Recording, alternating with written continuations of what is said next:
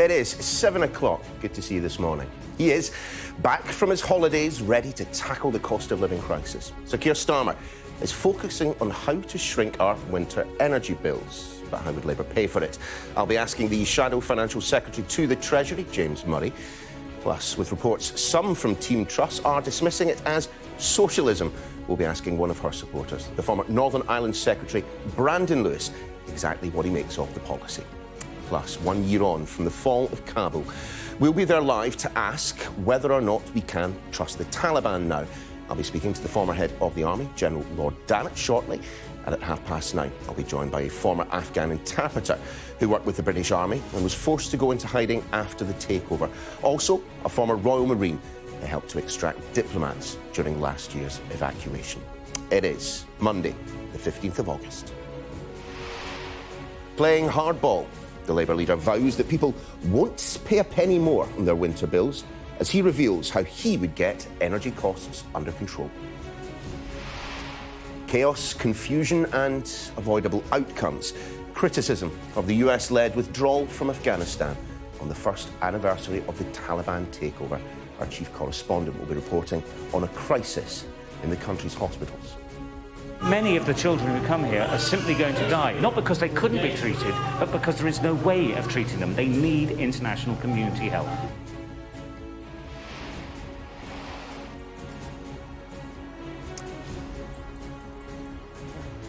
Weather warnings, but now for thunder and lightning, as here in the South Downs National Park, there are calls to ban disposable barbecues to protect the land from heat. A most joyful soul. The family of Heche paid tribute to the star after her life support is switched off 9 days after a car crash. His feisty and defiant sense of humour is back. As Salman Rushdie's son updates on his father's progress, we'll be asking, is free speech under threat after this comment from the governor of New York? I want it out there that a man with a knife cannot silence a man with a pen.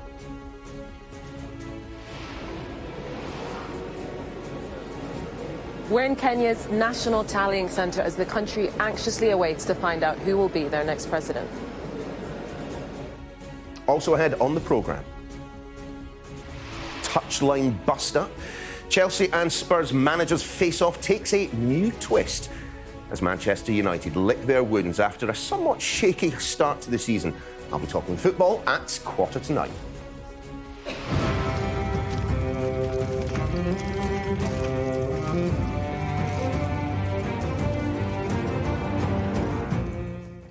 Welcome back to Westeros.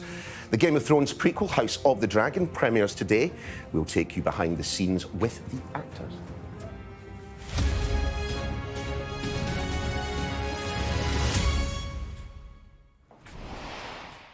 Morning all.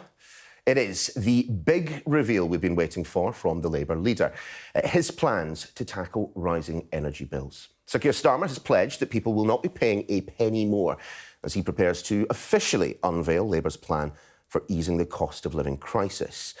Well, recent data shows that the energy prices could rise again to £3,600 in October and almost as high as £4,300 by January.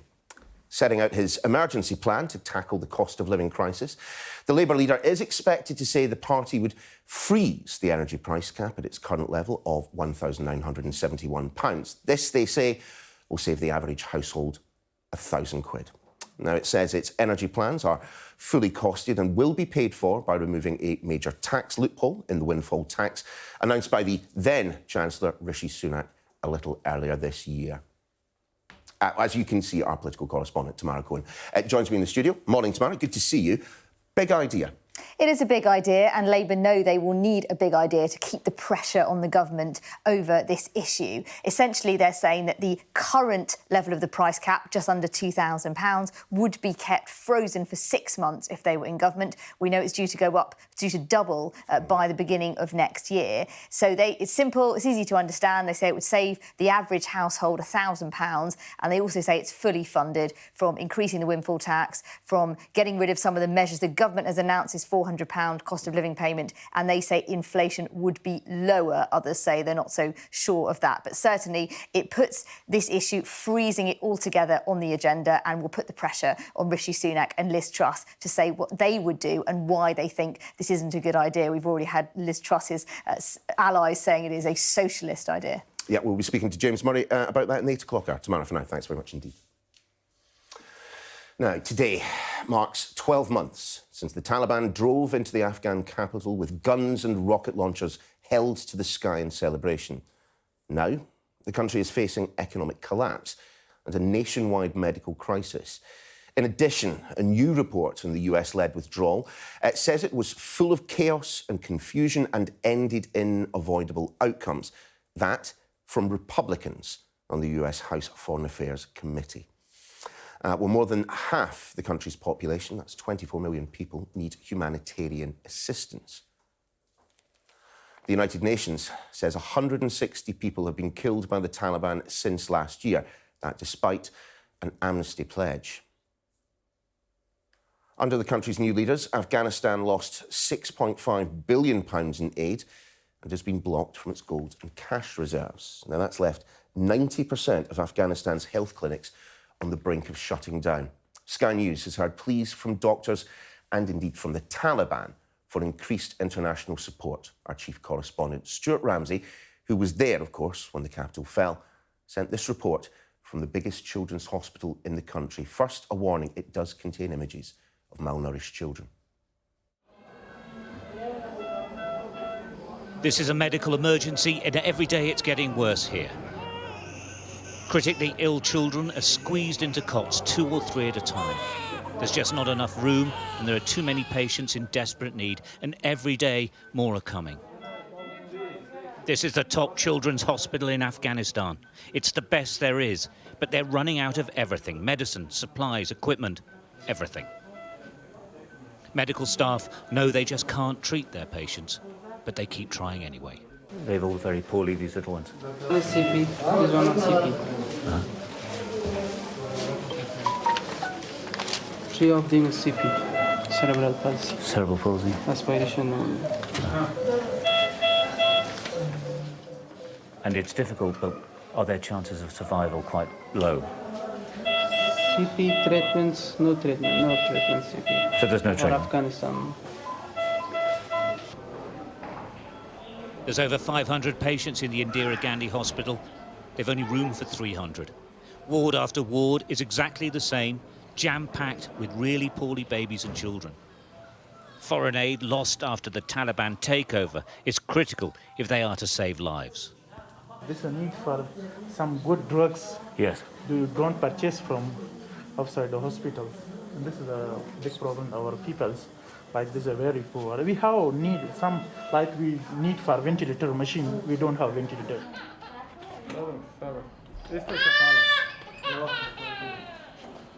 Aziz struggles to pick up his daughter Moslema and place her next to her brother. They've come from 2 provinces to get here. They've genetic kidney disease, like 2 of their siblings already dead. The chance of survive is too low. I mean, 80% chance of dying. Every day you're coming to work knowing there's nothing you can do. For these patients, unfortunately, no. Well, and that must be terrible. So we don't have any other way. Many have serious illnesses that could be successfully treated.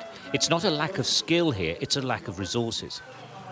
Healthcare in Afghanistan, particularly in the provinces, has been poor for decades. That isn't the issue here. The point is, we're in the best children's hospital in the whole of the country, and they're overwhelmed. They just don't have the resources, they don't have the money, they don't have medicines, and many of the children who come here are simply going to die, not because they couldn't be treated, but because there is no way of treating them. They need international community help.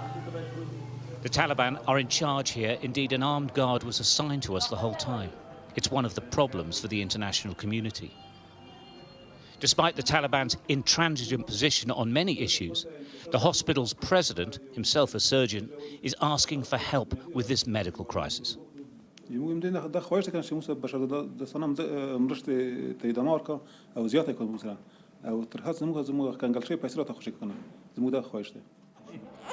The baby's not ill, it just has no food. As we walked the corridors, a woman grabbed us.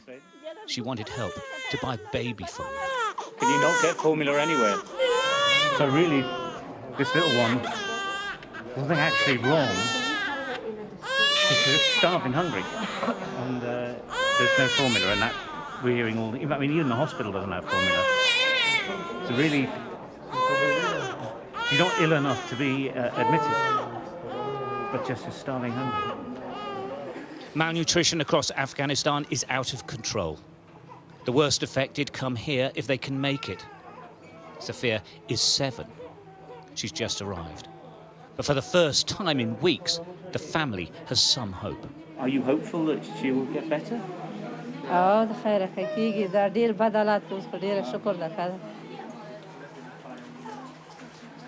For many others, though, there is nothing but despair. Malnutrition has engulfed 2-year-old Shireen Khan's body. He's fighting for his life. His mum can do nothing. This is a nationwide medical emergency. Golbasha doesn't care who's to blame. She just wants her son to live. Stuart Ramsay, Sky News, Kabul. We're joined once again on the programme by the former head of the British Army, Lord Dannatt. Lord Dannatt, lovely to see you this morning. A year on from the fall of Kabul, the Home Secretary, Priti Patel, has been expressing her tremendous pride about the government's evacuation. Do you share in that pride, with the benefit of course, of hindsight? Well, I've got huge pride in the way that the soldiers that we sent to Kabul carried out their duties in what was undeniably a chaotic situation. Yes, we managed to get quite a number of entitled people out, but we left a tremendous number of people there. But, you know, Neil, this begs a whole wider question. Why did that happen? Why were those circumstances allowed to take place? Frankly, I believed at the time it was unnecessary. A year later, it was unnecessary. And as your report has shown, Afghanistan is in terrible condition at the present moment. And if we reflect on why we spent 20 years in Afghanistan, yes, we achieved what we originally wanted to achieve, which was to contain al-Qaeda so they couldn't carry out more attacks in the West. But most particularly, we spent those 20 years building up Afghan society, giving Afghan society, Afghan people, a future and some hope. And it is therefore tragic that we quite unnecessarily withdrew in precipitate haste a year ago, but then I think absolutely outrageously have cut aid to Afghanistan such that the people, the babies are in a condition that your film has just shown. Right across the country, people are starving. We went there to help the Afghan people, and now we're just actually watching them suffer. I think it's outrageous. And I think Priti Patel and other members of the government should take no pride in what is happening there.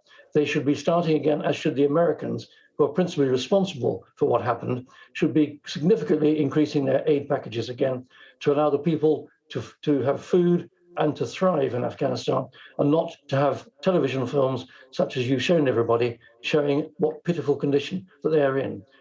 Is there pride? Yes, pride in our soldiers. Is there pride in what our government and international governments are doing? No, not at all.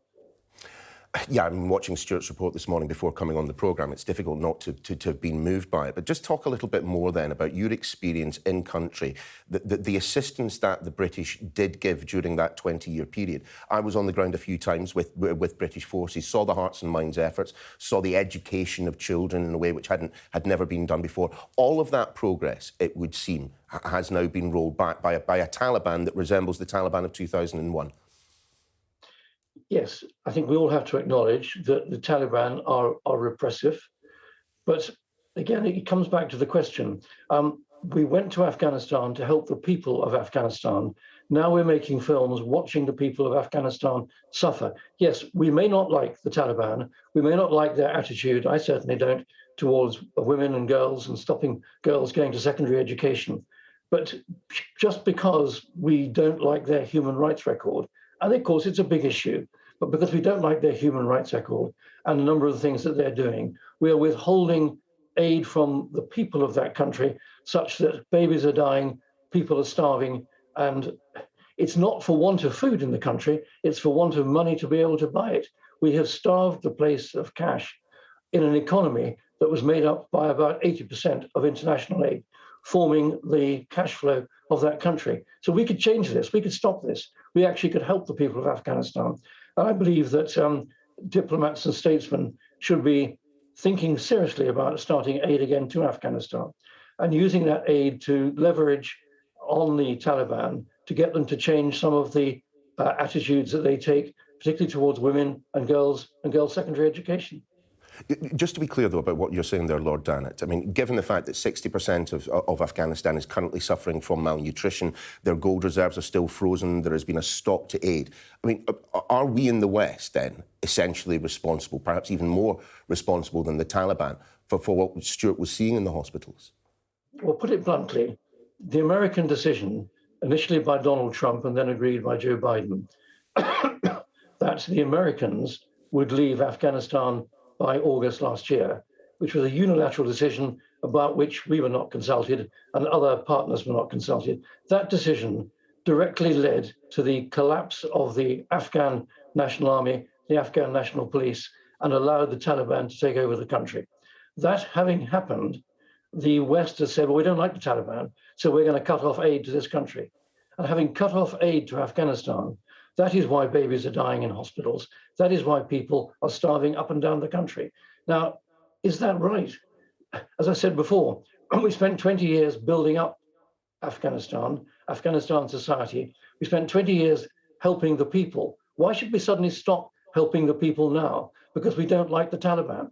Frankly, yes, their human rights record is not good. They have stopped second girls going to secondary school. But is that the right price to pay for the majority of Afghan people to be starving and babies to be dying? I don't think so. I think we've got this terribly wrong, and governments need to wake up, start the flow of aid again, and give the Afghan people, for whom we tried to help them for 20 years, give them a prospect of a future, while bearing down on the Taliban to say, come on, you've actually got to behave like a civilized country, a civilized government, or otherwise you'll never take your proper place in the world.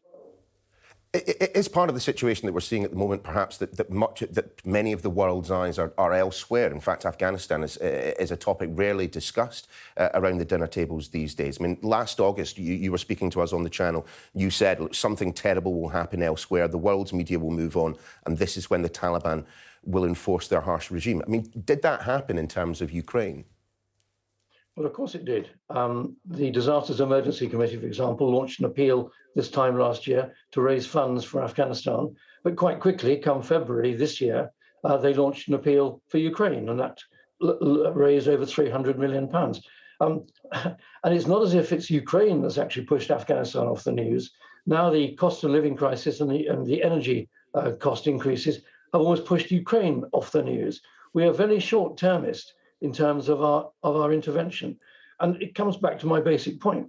We spent 20 years trying to build up Afghan society and help Afghan people.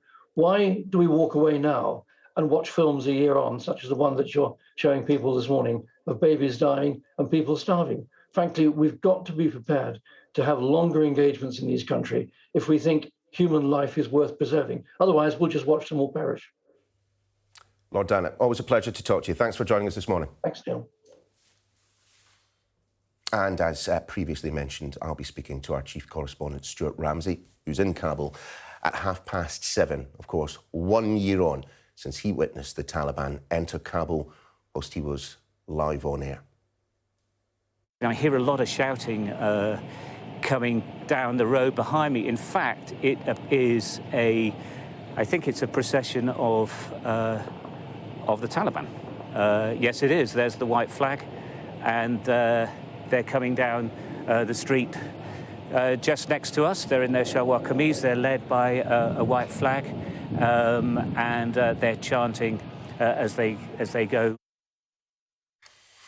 Now, a yellow weather warning is in place across most of the country, with forecasters predicting thunder, lightning and floods, which could pose further danger following days of extreme heat and wildfires. Down here in the south, though, it looks like another hot day is forecast. Here's a look over the London skyline. Looking gorgeous this morning, but let me tell you, it is roasting out there. Let's speak now to Sky's Saba Chowdhury, who's in the South Downs National Park for us this morning, where there are calls to ban disposable barbecues to protect the precious landscape. Saba, very good morning to you, and what a lovely backdrop it is as well. But of course, those disposable barbecues could make that backdrop look rather different, frankly. Good morning. Yes, absolutely. Let me tell you a little bit about where I am. So I'm at the South Downs National Park, as you mentioned, where it's still looking very parched, very dry, very yellow, but potentially for not much longer. And that's because there are 3 yellow weather warnings in England and Wales, and also they're currently in place in Scotland and Northern Ireland. So plenty of downpour, a contrast to the weather, the hot weather we've been experiencing recently.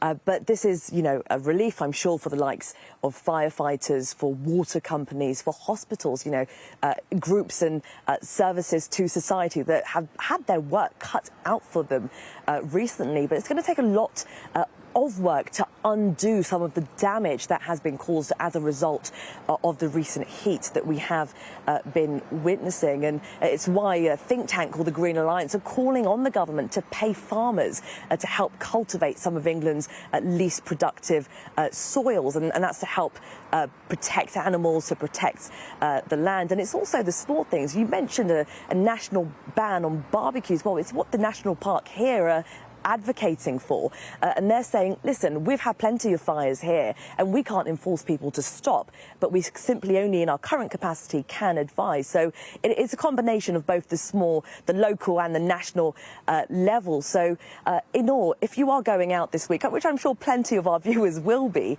prepared for all weather. That's what I'm going to say. Some sage advice and counsel. Thanks, Saba. Let's take a quick look at what's making the morning's front pages. Starting with The Sun. Drip, drip, hooray, their headline about the news that rain is starting to fall in some parts of the UK after the heat wave. The Metro has the headline, freeze, not talking about the weather, instead discussing Keir Starmer's promise to block the rise in energy bills. The Mirror leads with an exclusive interview with the Labour leader. He's been telling the paper that the UK is now facing a national emergency. Here's the Times. It claims that 3 in 4 Conservative voters support Labour's energy plan. The Eye leads with the headline, Sunak and Truss under pressure to cut the price cap, as the 2 candidates face further calls to tackle rising energy bills. Still to come on the programme, I'll be speaking to the Shadow Financial Secretary to the Treasury, James Murray, about the Labour leader's cost of living crisis plan. The former Northern Ireland Secretary and Liz Truss supporter, Brandon Lewis, will be here a little later. What does he make of Labour's plan to tackle rising energy bills? A year after the Taliban took control of Kabul, I'll be speaking to a former interpreter who worked with the British Army, who was forced into hiding in Afghanistan when NATO forces left. Some of the day's other news now. And the actress Anne Heche has been taken off life support in the United States. The 53-year-old had been deemed legally dead 9 days after crashing her car into a house in Los Angeles. Doctors say she was kept alive so that her organs could be used for transplant. One of the actress's best-known roles was in the gangster film Donnie Brasco. She also starred in the disaster thriller Volcano and alongside Harrison Ford in the romantic comedy 6 Days and 7 Nights. In a statement, her family said this: "We have lost a bright light, a kind and most joyful soul, a loving mother and a loyal friend. Anne will be deeply missed, but she lives on through her beautiful sons, her iconic body of work, and her passionate advocacy." A man with a knife cannot silence a man with a pen. Those the words of the governor of New York State after the author Sir Salman Rushdie was stabbed whilst on stage at an event. His son says he is still feisty and defiant despite those life-changing injuries. I want it out there that a man with a knife cannot silence a man with a pen. Mr. Rushdie spent more than a decade of his life in hiding. And finally he said, no more. I'm coming out. I'm coming out of the shadows. I will not be bowed by fear or a threat. And to those of us who go about our daily lives, if that's not an inspiration, I don't know what is. Well, Sky's David Blevins is at the hospital in Erie, Pennsylvania, where Salman Rushdie is being treated. It's been a very difficult weekend for Salman Rushdie's family. They're still at his bedside in this hospital in Pennsylvania. Immediately after the attack on Friday, he was placed on a ventilator and was unable to speak. But his son, Safar, says he's now off the ventilator and has been able to say a few words. He added that despite the fact that he's still being treated for serious injuries, he hasn't lost his defiant and feisty sense of humour. We learned more about those injuries when 24-year-old Heche Matar from New Jersey appeared in court charged with the attempted murder of the author. He denies that charge and will appear in court again later this week. But the court heard Salman Rushdie had been stabbed approximately 12 times in his eye, neck, chest and abdomen. He was, of course, living under the sentence of death for more than 30 years imposed by the Iranian leader Ayatollah Khomeini following the publication of his novel The Satanic Verses. Many Muslims felt his portrayal of the Prophet Muhammad was blasphemous. But in recent years, he felt most of the danger had passed and that it was safe enough for him to speak at events like the Literary Festival, where he was due to give a lecture on Friday. A lecture in which he would have been doing what he has done for a very long time, champion the cause of freedom of speech. More on that throughout the day, of course, but some of the day's other headlines. And a delegation of US politicians has arrived in Taiwan less than 2 weeks after House Speaker Nancy Pelosi's visit, which, of course, stoked high tension with China. Their two-day trip will include a meeting with the Taiwanese president, who claims that Beijing, which claims Taiwan as its own territory, has accused the US of provoking instability. The Olympic sprinter Ricardo dos Santos has accused the Metropolitan Police of racial profiling after his car was stopped by what he described as 7 armed officers. Just a warning, these pictures the athlete shared of the incident on social media do contain a bit of flash photography. Well, it is the second time that Dos Santos has been searched by police in the capital in 2 years. The Met say they believe the driver of the car was on the phone and tweeted to Dos Santos that they'd like to discuss the matter further.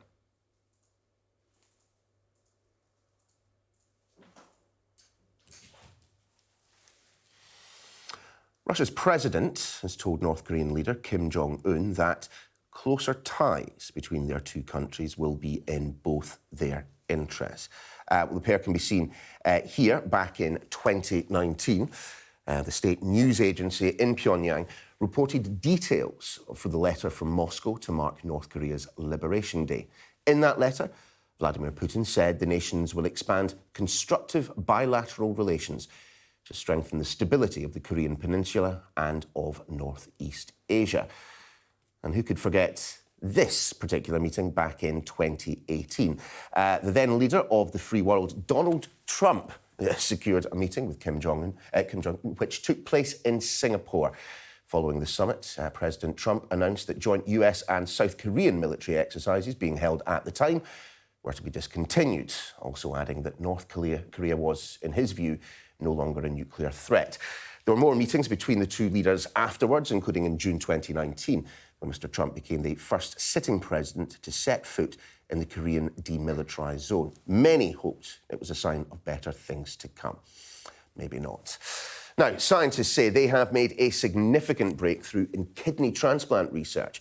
A team at the University of Cambridge have successfully altered the blood type of 3 donor kidneys, which could increase the supply of organs, particularly within ethnic minority groups who are much less likely to find a match. Sky's Shinge Marariki has been taking a closer look. For more than 2 decades, Aisha has lived with chronic kidney disease. She's now retired and mainly housebound. The simple things are struggles, while the transplant she desperately needs could take a decade. During the pandemic, that's when I was told that I had 12 months to find a living kidney donor. And although I already knew that my condition was heading that way, it was still a bit of a shock, because I think that no matter how much you prepare, when you get the news like that, you know, it's tough. It's tough going. But now, she's been given a boost by some scientific success. Researchers have altered the blood types on 3 deceased donor kidneys. It's not at clinical trial stage yet, but the discovery looks like this. A kidney from someone with blood type A can't be transplanted to someone with blood type B, or vice versa. Scientists from the University of Cambridge use a machine to flush the donated kidney of oxygenated blood and infuse it with an enzyme that can remove blood type markers. Changing the blood type to the universal O will allow more transplants to take place, as this can be used with any blood type. The NHS says last year, just over 9% of total organ donations came from black and minority ethnic donors, while they make up 33% of the kidney transplant waiting list. People from ethnic minority backgrounds on average wait a year longer to receive a kidney transplant than people from a Caucasian background. So again, if this research helps to redress that balance, that would be absolutely fantastic. It's news that has given Ayesha hope for the future. But she also has this urgent message in the present for minorities unsure about organ donation because of stigmas and a lack of awareness. You're giving someone a chance to live their life normally, to be able to work, to be able to raise a family, to be able to have wonderful adventures in life. And you really can't, argue with that. If a community can be convinced to come forward and science keeps taking strides, so many more lives could be saved. Shingi Marike, Sky News. Well, let's take you back to that extreme weather that's been sweeping across the country. Let's speak now to Sky meteorologist Joe Wheeler, who joins us now. Joe, lovely to see you. So it looks like it's all about to change. In fact, in parts of the country, it already has. It is already changing. Certainly a very different look to this morning. Here on the east coast, there's far more in the way of cloud in the sky. And yesterday, of course, we developed these thunderstorms over Scotland, became an amber alert very quickly, and some torrential downpours. But let's take a look at what's in store. Warm memories wherever you go. The weather, sponsored by Qatar Airways. Well, yes, it is all changed over the next few days. We've got thunderstorms developing from the northwest, and then this evening, further thunderstorms coming up from the southwest, an area of low pressure. Not only the thunderstorms, we're going to drag in the energy with that low pressure as well, because it's going to bring in a lot of very warm air from the south. So we're looking at these thunderstorms through the course of the day. Could happen anywhere. Parts of Scotland are looking at around 60 to 80 millimetres of rainfall over the next 48 hours or so. Where you get these thunderstorms, torrential downpours, the likelihood of flash flooding because the ground is so very dry. Also horrible conditions on the roads. And that thunderstorm warning goes on into tomorrow and Wednesday for the south. The weather, sponsored by Qatar Airways. Let's take a quick look at some of the pictures of the day. How did you spend your weekend? Well, with warnings of thunderstorms, people were making the most of the sunny weather down at Southend-on-Sea. Wonderful it looks as well. However, the hot weather certainly wasn't good news for everyone over the weekend. Several assets at the Bristol International Balloon Fiesta were cancelled, but yesterday morning, you've got a snapshot of a few of them here emerging from the ground. 63 hot air balloons managed to take to the skies over the southwest. Stunning. Now, from ascent to descent, this dog, called Maggie, triggered a 5-hour rescue mission on Ben Nevis after she refused to trek back down the mountain due to her sore paws, poor thing. She was eventually brought down in a stretcher by rescuers. Welcome back. Speaking to the programme just a little earlier this morning, the former head of the British Army said the situation in Afghanistan is terrible. Lord Dannatt told me that it is outrageous, in his view, how aid has been cut to the country. We quite unnecessarily withdrew in precipitate haste a year ago, but then I think absolutely outrageously have cut aid to Afghanistan such that the babies are in a condition that your film has just shown. Right across the country, people are starving.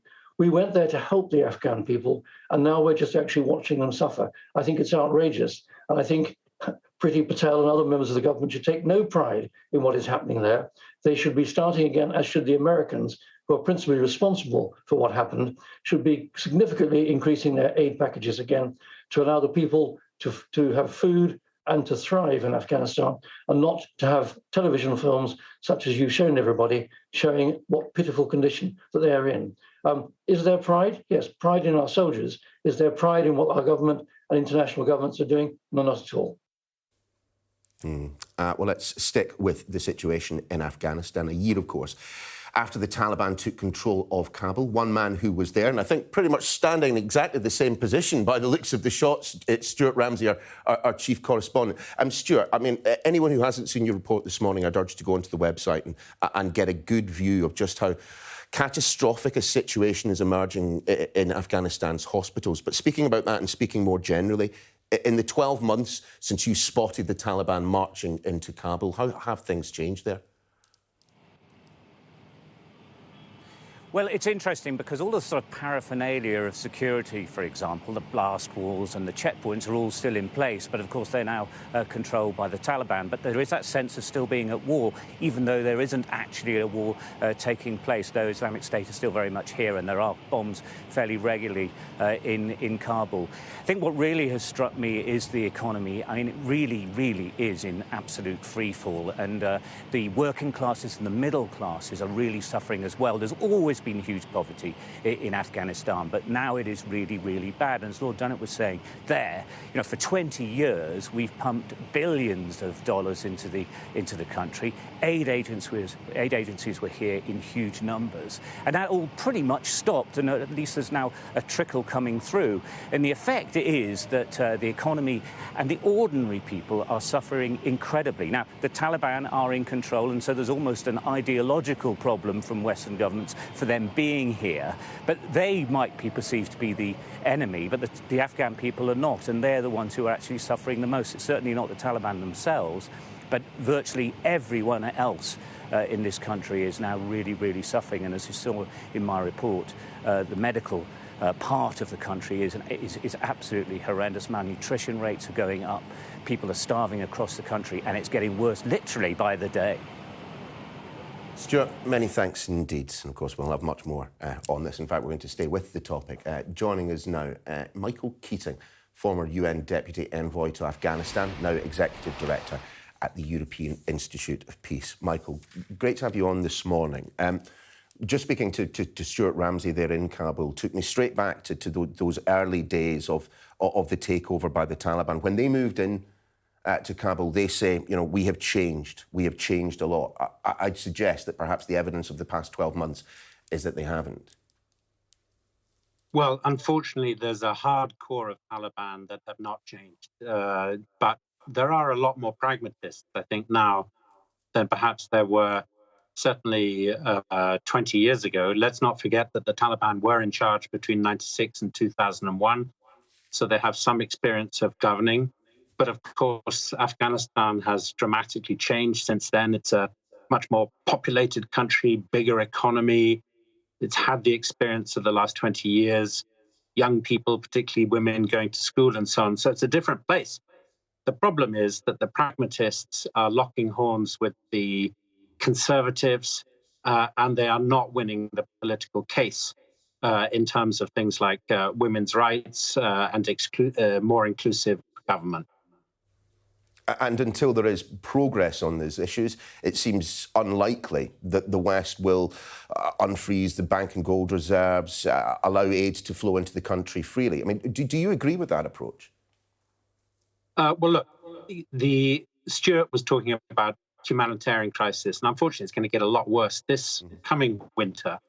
I'm speaking to you actually from the Ukrainian border. The Ukraine effect is going to be dramatic. There are many other parts of the world that are facing food security. It means that the common interest that many countries have in stabilizing Afghanistan is being challenged by all sorts of issues in the Security Council.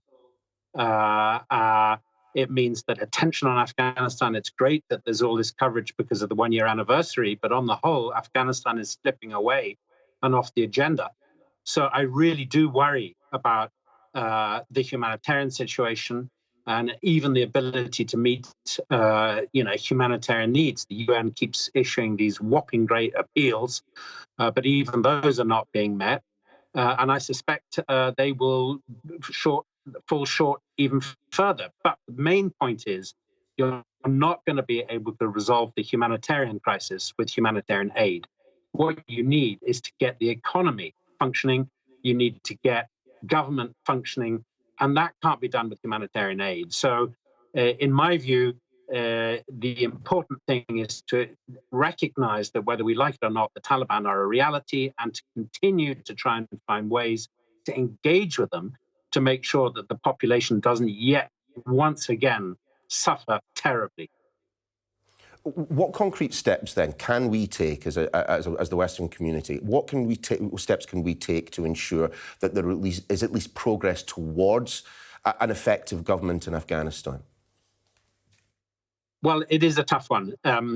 You talk about concrete steps. Concrete steps, of course, include maintaining the humanitarian aid.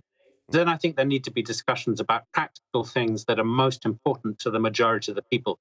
Getting the agricultural production back up, investing in jobs, trying to rebuild some of the smaller infrastructure things that are generate work and income for people. Because often it's not the lack of stuff in markets that's the issue. People just simply don't have the means to buy it. But for this to happen, there has to be a political engagement. And the Taliban have to be persuaded that it is in their interest, certainly it's in the interest of the population, to get the banking system functional on a basis that is acceptable to the international community, that's prepared to put money back into the country, that it's prepared to allow technocrats to work, not interfere. And above all, you can't expect Western taxpayers to continue providing or resume providing development assistance unless basic rights, particularly of women, are being met. So there has to be, concretely engagement with the Taliban. It's going to be a long haul. Ultimately, if the Taliban are going to change, it's because of politics within the Taliban movement. So, what we need to do is encourage those who are seeking a more pragmatic approach to get things done. Michael Keating, great to have you on this morning. Thanks for your time. Pleasure. Now, election officials in Kenya have admitted that they are taking too long in counting votes from last week's presidential election.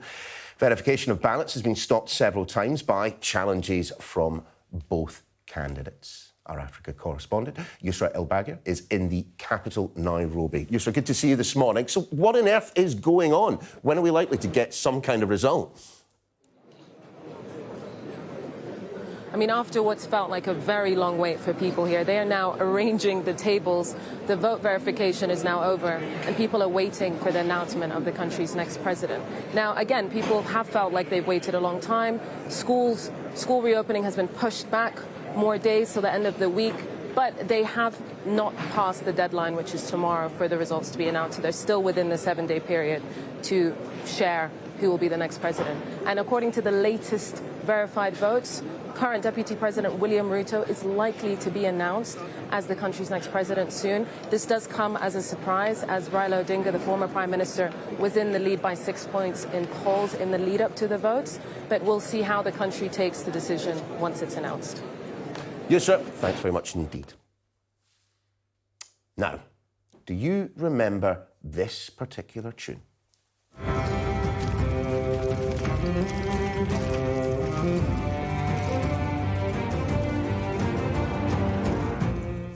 Of course, the unmistakable sound of Game of Thrones. 3 years on from that finale, it's getting a prequel. The new series called House of the Dragon premieres tonight and is reported to have cost £16 million an episode.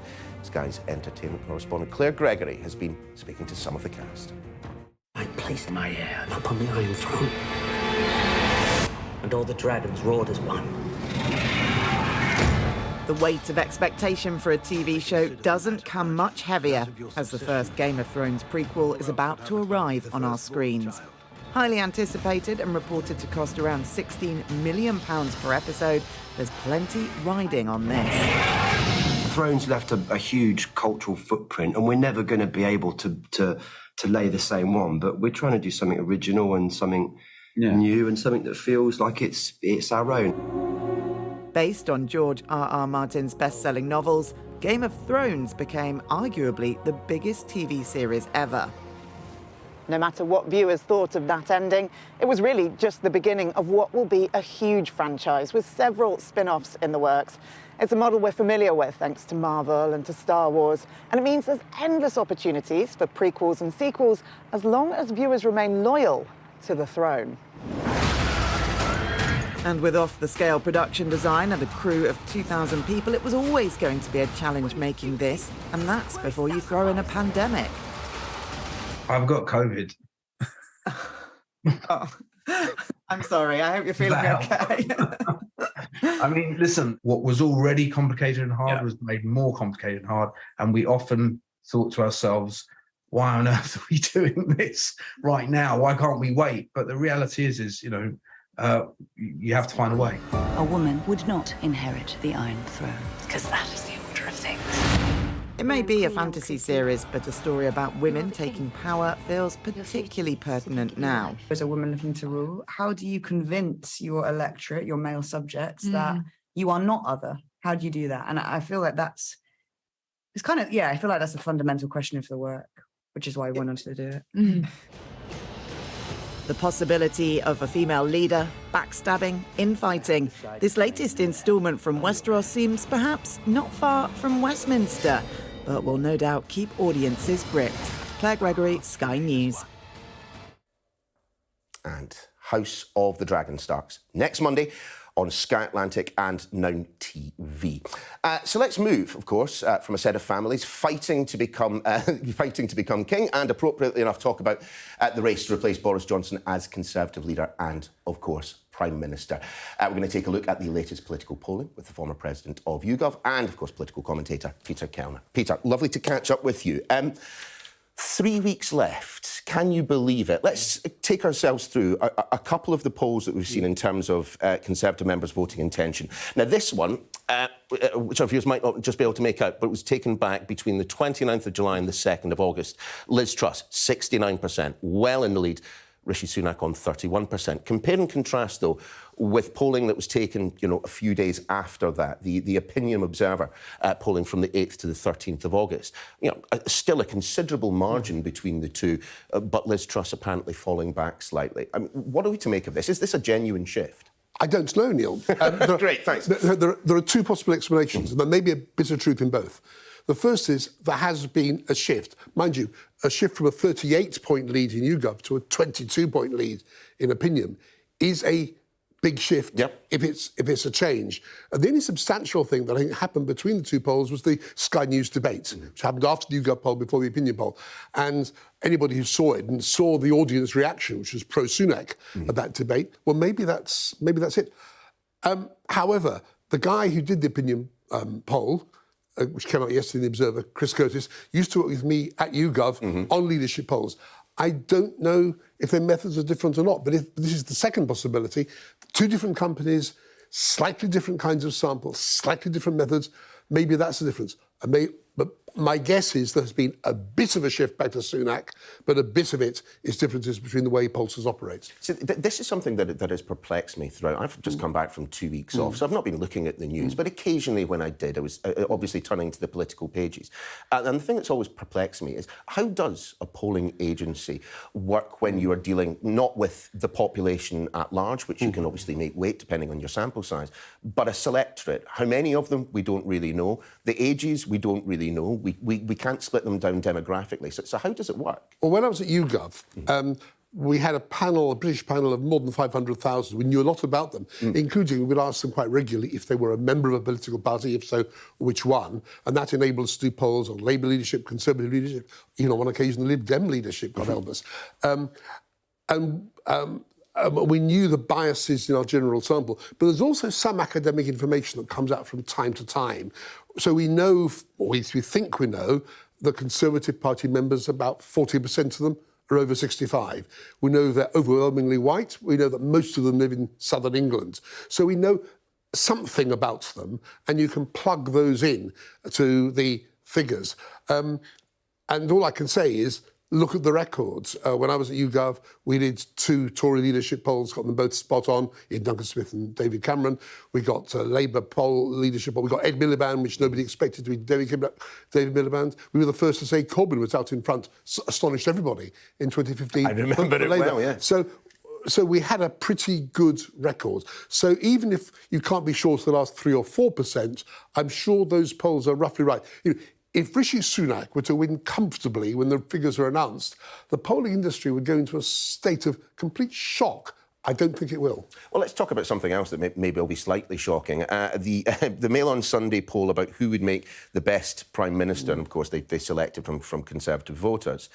Their polling suggests Liz Truss, 26%, Rishi Sunak, 24%, and someone called Boris Johnson out in front on 33%. Indeed, Boris Johnson in front amongst Conservative voters, and the opinion poll showed Boris Johnson even more popular amongst Conservative Party members. Here's the problem, Neil. Amongst the general public, recent YouGov polling shows that overwhelmingly people think Boris Johnson, he isn't competent, he isn't trustworthy, he's actually no good. I would be tempted to say Boris Johnson's a Marmite figure. I think that would be unfair on Marmite. The problem is this. The Conservatives are now 33, 34, 35%. They need to gain votes to win the next election.